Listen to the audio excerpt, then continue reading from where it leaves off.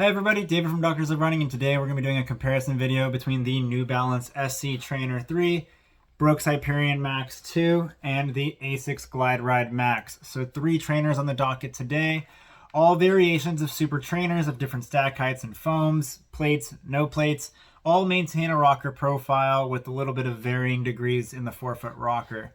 So we'll get into it. I want to start off with specifications. New Balance SC Trainer 3, 41 millimeters with stack in the heel, 35 millimeters with stack in the forefoot at a 9.2 ounce package. That's a 6 millimeter drop.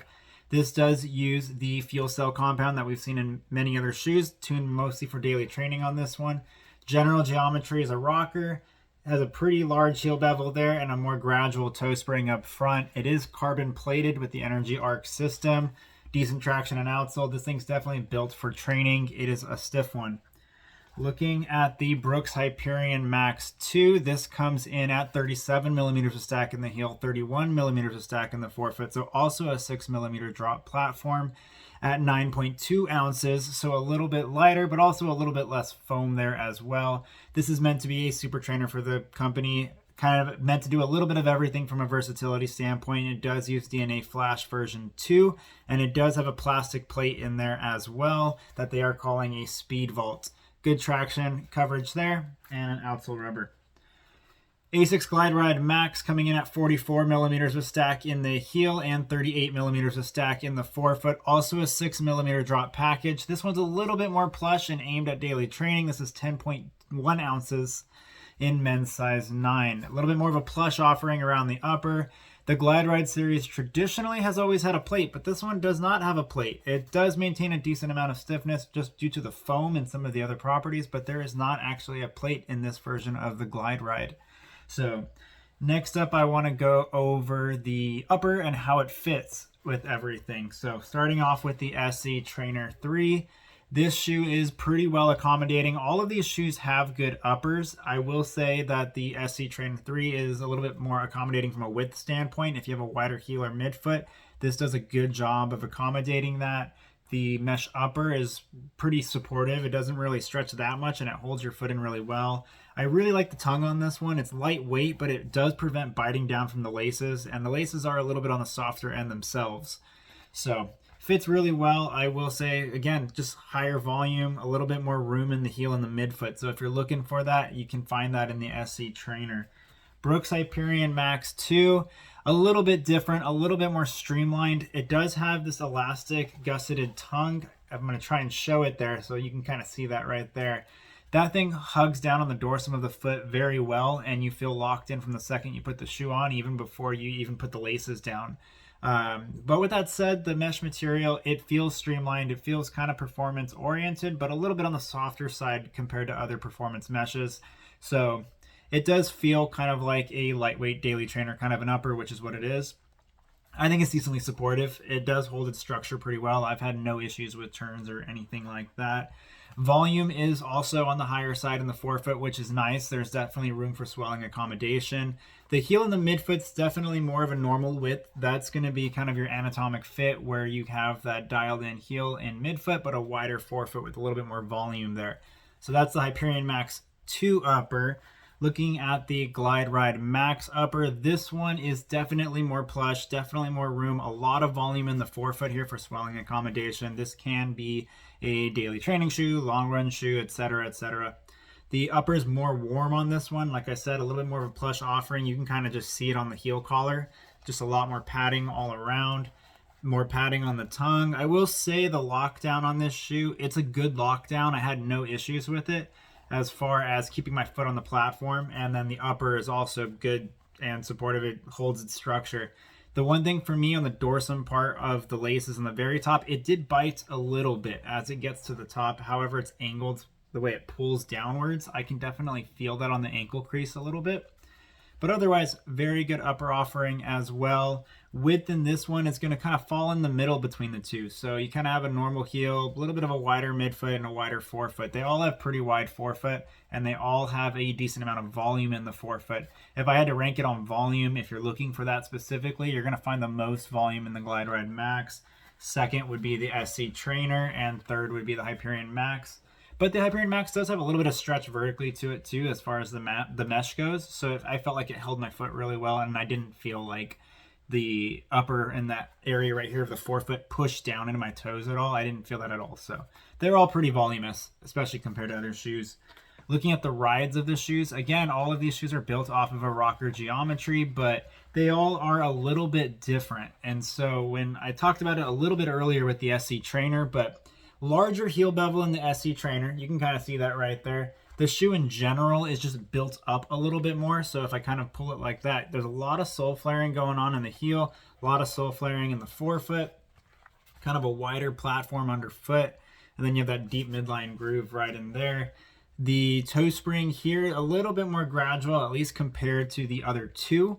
So you have a little bit more of a balanced offering as far as the rocker profile. This is definitely the stiffest of the bunch with the carbon plate. If I try and bend that thing, I really can't bend it much.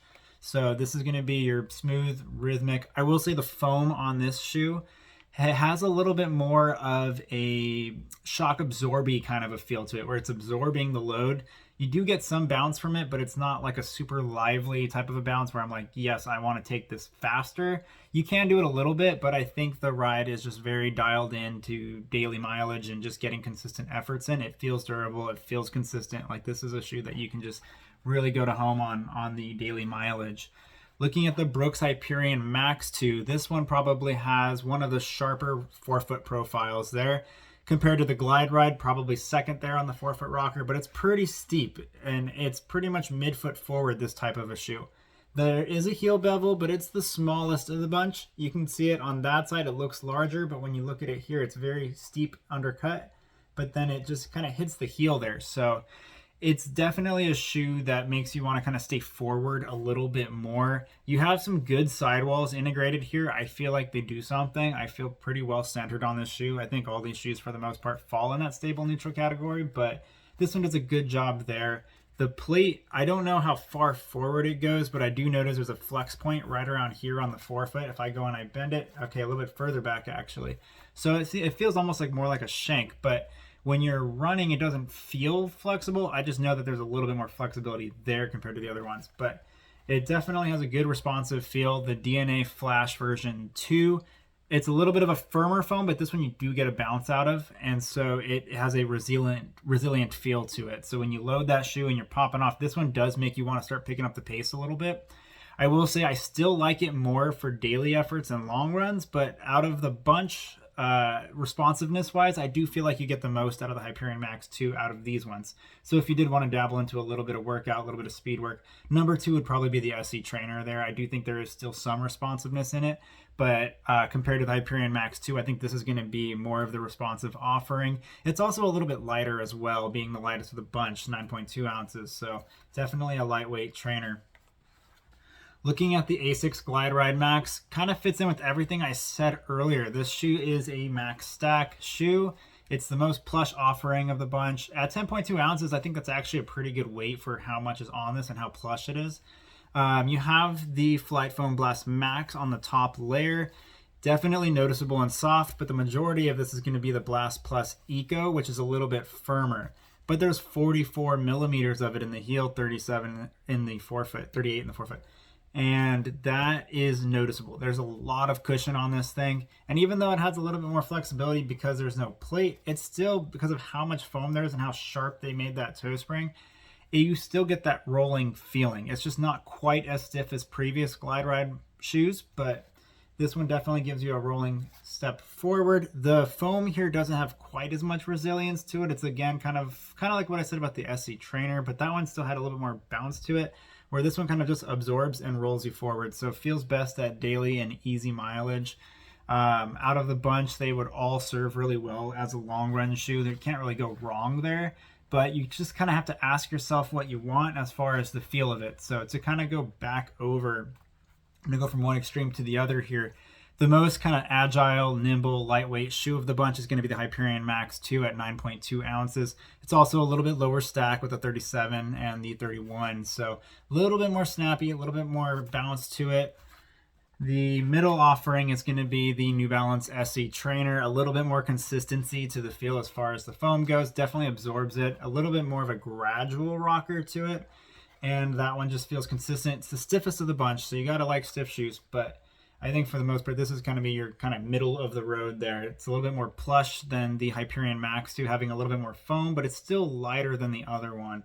And this is just going to be nice and easy rhythmic for daily efforts. Some people can do workouts in it. I think you probably could, especially for long runs, but I would probably reach more towards the Hyperion Max 2 for that.